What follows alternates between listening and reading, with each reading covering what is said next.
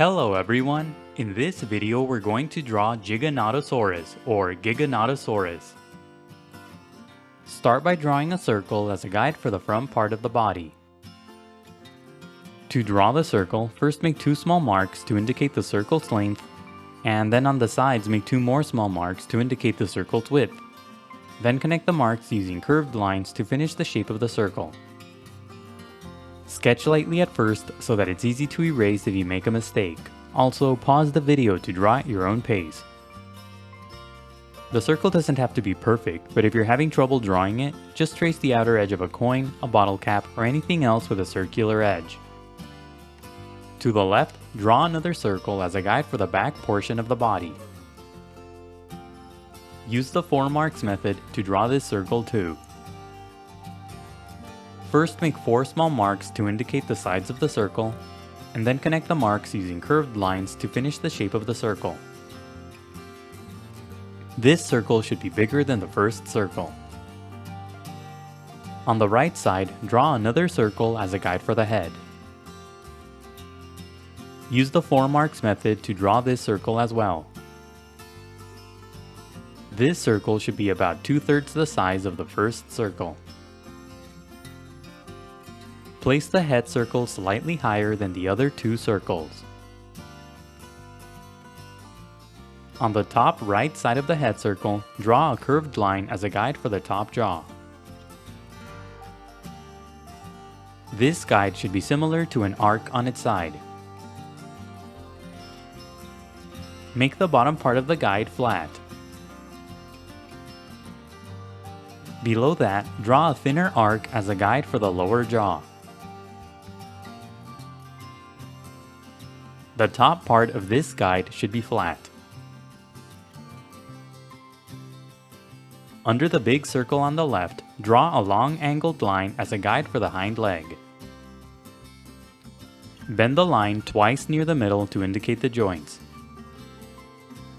At the bottom, bend the line to the right to indicate the foot. Draw another long angled line to the left as a guide for the other hind leg. Bend this line too to indicate the joints and the foot. Under the first circle, draw a small angled line as a guide for the first arm. Bend the line a couple of times to indicate the joints.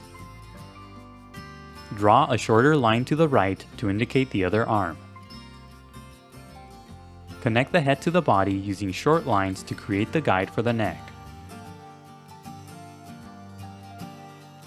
Connect the circles in the middle using longer curved lines to finish the guide for the torso. Starting on the top left side of the body, draw a long wavy line as a guide for the tail. This line should be about the same length as the entire body. Below that, draw another long wavy line to finish the guide for the tail. The tail should be wide at the base and thin and pointy at the tip. And that's it for the guidelines. Now let's start on the final drawing. Inside the big arc near the top, lightly sketch a small circle for the eye. Place the eye close to the right edge of the head circle. When you get the size and position of the eye right, darken the shape. Draw a couple of curved lines around the eye for the eyelids. Inside the eye, off to the side, draw a tiny circle for a highlight. In the middle of the eye, draw a small line for the slit pupil. Draw a few more curved lines around the eye to emphasize the structure. These lines should be similar to circles. Darken the top arc to create the top jaw. Make the bottom line wavier to create the mouth.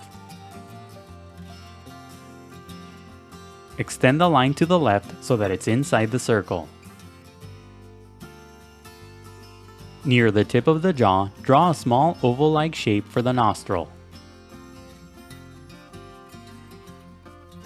Above the eye, draw a series of small curved lines for the scales on the head.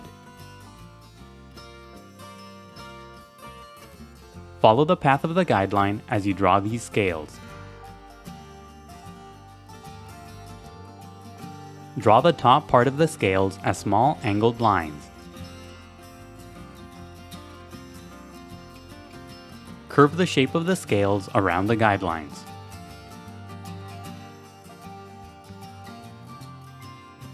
Draw a series of small angled lines along the lower edge of the top jaw for the teeth.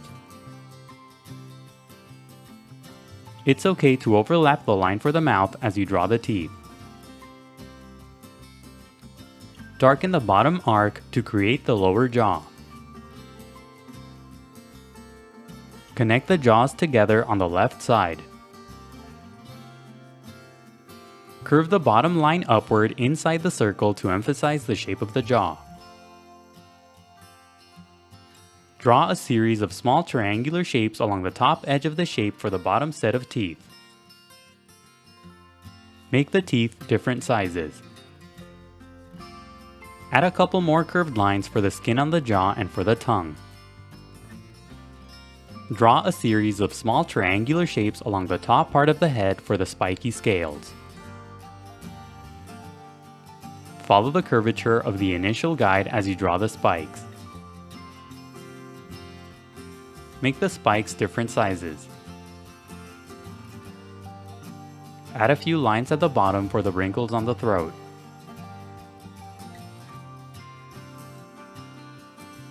Draw a few more curved lines inside the head to emphasize the bony structure.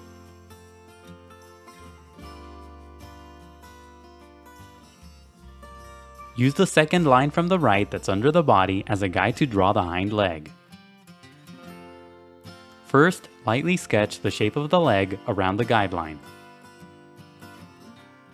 The top of the leg should be inside the body. Make the top part wide and gradually make the shape thinner toward the bottom. Curve the lines to indicate the muscle structure. At the bottom, curve the shape to the right to create the foot. When you get the shape of the leg right, darken the lines. The top part of the leg should be very wide compared to the bottom. Curve the lines along the middle part of the shape to indicate the joints and muscles.